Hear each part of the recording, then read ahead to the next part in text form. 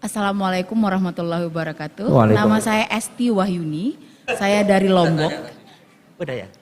Saya dari Lombok, Gus. Ini pertanyaan untuk Gus Baha. Gus, saya sekitar 3 bulan yang lalu saya pergi menghadiri akad nikah di bawah kaki Gunung Rinjani. Di sana orang tua mempelai perempuan tidak mengizinkan anaknya untuk tidak akad dengan cara Rasulullah. Baik akadnya, baik bahasanya, baik caranya, semua dipisah. Tapi karena mempelai laki-laki tidak mengerti, akhirnya sampai sore diajarkan, lalu diajarkan dengan baik, akhirnya ditunda karena tidak sesuai dengan tata cara Rasulullah dulu. Itu namanya desanya Sembelia kalau nggak salah. Jadi kami pulang dengan akhirnya batal acara itu. Itu yang pertama, Gus. Ini untuk Profesor Tuan Guru Tuan Guru Quraisy Shihab. Saya sungguh penggemar berat sampean, Prof. Untuk Prof Quraisy Shihab, apa yang sebaiknya dalam rumah tangga? Apakah tetap bertahan dalam pernikahan atau tetap bertahan dengan kesabaran, dengan harapan bahwa suatu hari suami akan menjadi lebih baik atau tidak begitu? Tetapi apakah bertahan dan tidak itu, maksud saya bertahan sampai mencapai titik lelah atau bertahan dengan penuh harapan tentang perubahan itu. Ini terakhir untuk Gus Baha. Ayah saya 76 tahun, Gus. Dia penggemar berat Gus Baha juga. Sebaiknya mungkin kalau di YouTube jangan terlalu banyak bahasa Jawa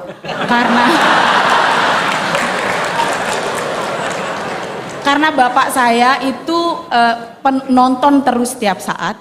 Meski adik saya lulusan Al-Azhar Kairo Mesir, dia juga menerjemahkan apa yang Gus Baha bilang.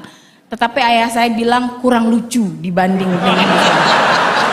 Jadi mungkin sebaiknya dikurangi bahasa Jawanya. Jadi kami yang dari luar Jawa ini, ayah saya terutama bisa ikut ngaji. Terima kasih. Bismillahirrahmanirrahim. Tadi siapa? Mbak Esti siapa? Esti Wahyun. Lombok ya? Oh ya. Jadi begini, kalau nikah itu tidak harus memaksakan persis seperti yang dipraktikkan Rasulullah SAW.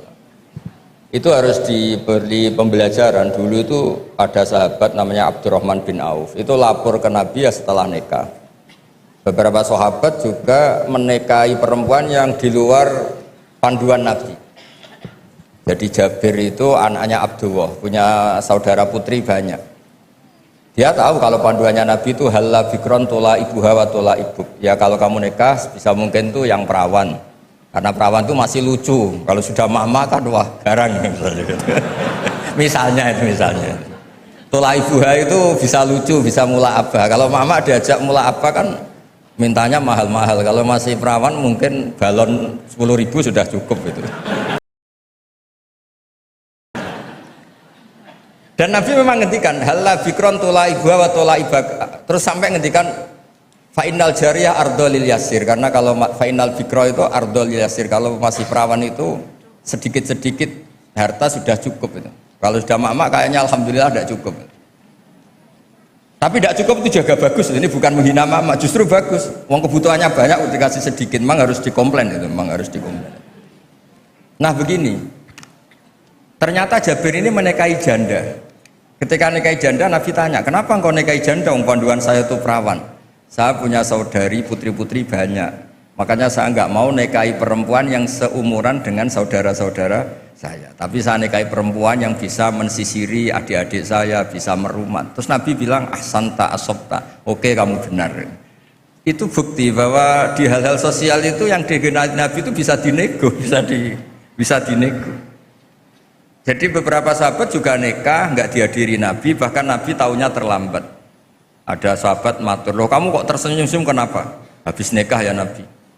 Terus kam sukta ilaiha, kamu ngasih mahar berapa? Wasna nawatin min dahabin, ini sekitar gini. Terus Nabi ngendikan aulim walau bisatin, ya kamu harus ada pesta-pesta kecil lah supaya teman-teman kamu tahu. Jadi selalu ada ketidaksempurnaan dalam nikah. Yang penting itu sah, itu harus dilatih berkali-kali. Karena kalau nggak dilatih itu dikira syarat-syarat ideal atau kesunatan dikira itu syarat apa? Sah. Misalnya a'linu hadar nikah wadribuhu biduf waf'aluhu fil masjid. Nikah itu harus dimaklumatkan, lakukan di masjid dan pakai terbang. Itu sahabat tahu semua, ulama tahu semua. Beberapa itu tidak syarat sah, tapi cukup sebaiknya begini, sebaiknya gini. Dan itu banyak sahabat yang zaman itu pun nggak nikah di masjid, juga nggak pakai terbang. Nah, itu ranahnya ulama, itu namanya istihad. Orang bisa, kalau dalam bahasa usul fikih namanya tangkihul manat. Apa yang dilakukan Nabi kita seleksi, ini hukum, apa adat, apa kebutuhan, apa kasuistik. Yang dicontohkan Pak Kores tadi, ada orang kasuistik tadi, kayak Abu Sufyan itu rojulun misik. Hindun itu istrinya. Ya Rasulullah, ini Abu Sufyan rojulun misik. Ini lelaki ini pikir sekali.